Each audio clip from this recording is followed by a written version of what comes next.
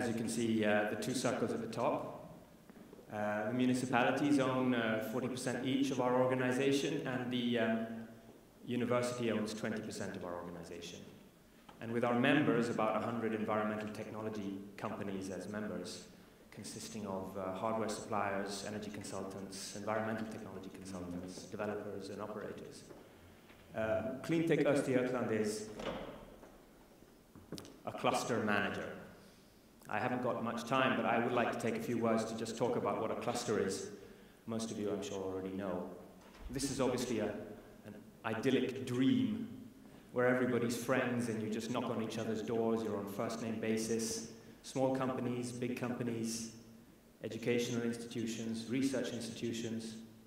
Obviously, the financial institutions are happy to lend a hand, and you can just talk to the politicians and say, but why don't you put a tax on this? It'll make my business boom. But I'll let you in on a little secret that most of you have been to London, I'm sure, one time or another. It's important to mind the gap. Because that's not the reality, this is the reality.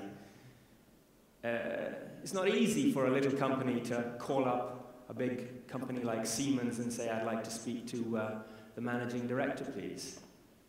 I'm sorry, he's in a meeting. Leave your number. Okay, thank you.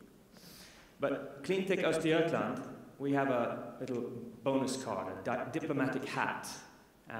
We function as an engine for innovation, and we open doors between academia, public sector, and private companies, big and small. So that's my job. As you can see, a bridge builder with a heavy hat.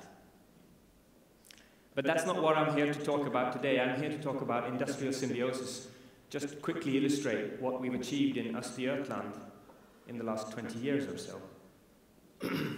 So now I'm going to switch here to... you were going to click it, no? Or me? I'm talking to the control room. Let's see if I can get this to work. There we go. It does work. Look at that. So this introduction will be in Swedish. I'll explain it later. Där tillväxt, välfärd och aktivt miljöarbete går hand i hand. Den världen finns. Här. Nu. So what this voice said was, can you imagine a world where active environmental work, welfare, and growth go hand in hand? That world you will find here and now. So in this web-based illustration, I'll just show you a little bit about Östergötland. What you see in front of you are illustrations of the two cities, Norrköping and Linköping. Linköping is the one on the left-hand side, and you see the university in between. Now, cities constitute households, private people, companies, industries. Obviously, they generate a whole lot of waste. Is it working? Not working. I'll use these. And that's illustrated by these three arrows.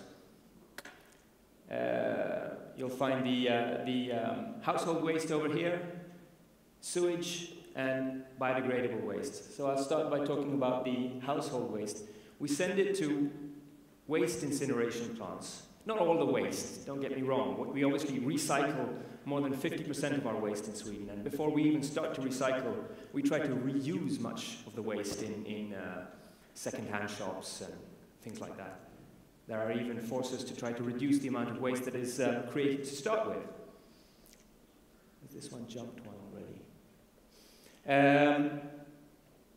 After that, what's left goes to the waste incineration plant and produces three things: heat, power, and obviously, well, heat in the form of steam.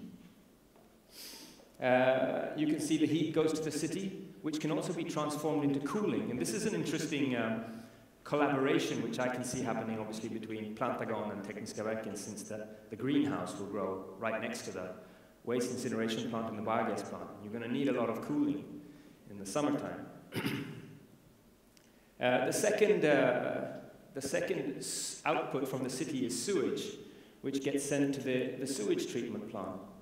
Sewage is horrible stuff, but we try to make the most of it. So we separate the solids from the liquids, and the solids are called sludge, and we can send them into a digester, a fermentation chamber, producing biogas, and that gets sent on to the biogas plant for upgrading to vehicle quality.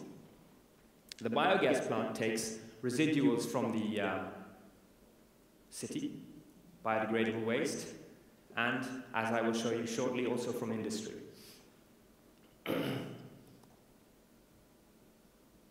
The biogas plant cooperates with the agricultural sector, because the output from the agricultural sector, see how do you zoom this out?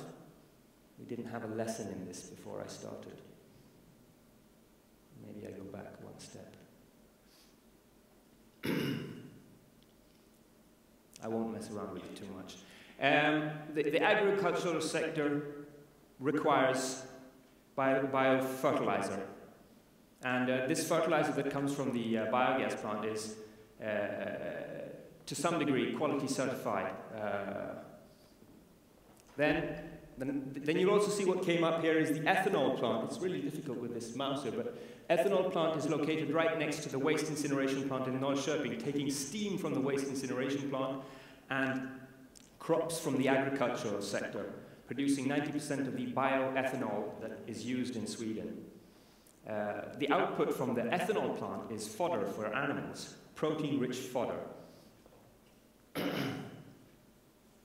And then, what just popped up over here, and I will zoom it, is the triple helix of the agricultural industry, the food industry, slaughterhouses and so on, and naturally the restaurant industry.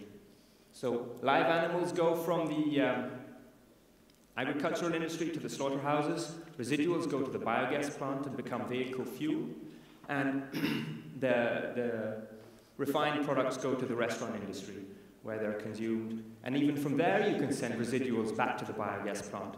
Or, in the case of Norrköping, we send it to a plant that transfers the leftover fat from, for example, McDonald's French fries, and they turn it into biodiesel, which is used to heat schools and produce power as well.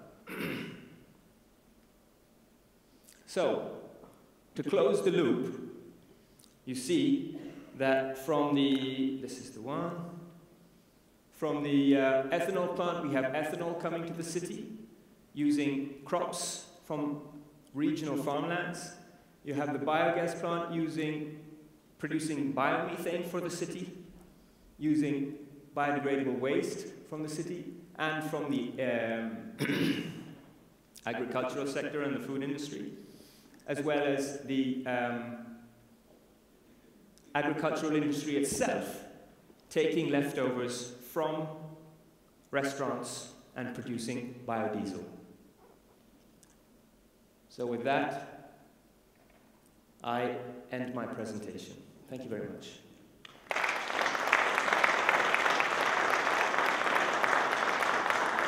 Thank you. Sorry for the technique. It's just technique. Yeah. I got the impression that this region, Östergötland, and the city Linköping is the leading in Sweden. Is that correct? Regarding clean tech?